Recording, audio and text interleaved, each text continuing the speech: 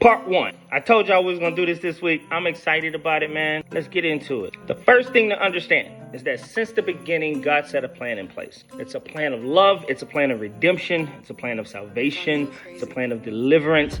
And that plan is never gonna change. And whether we choose to align with it or not, God's not budging on his schedule. And he's also not budging on his promises. God makes a promise to Abraham in Genesis chapter 15. He says, "Know for certain that your descendants will be strangers in the land that is not their own. They will be enslaved and mistreated for 400 years.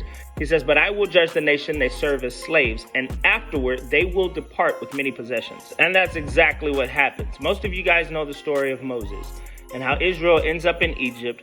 Of course, God judges the nation and he sends plagues. I strongly recommend every Christian going back and reading Exodus chapter 12, because in Exodus chapter 12, God is laying out his schedule. In verse 2, he says, "This month shall be the beginning of months for you." Now you can celebrate whatever you want. I'm not trying to tell you you need to start doing the feast like we do. I do suggest you learn your God. Now, in Exodus chapter 12, God gives them very specific instructions on how to select the lamb and a bunch of stuff that I'm going to go through this week because it's a lot of details and I want to show you how it was fulfilled. He tells them how to eat it, how to dress, and then he establishes that day as the Lord's Passover. The Lord's Passover.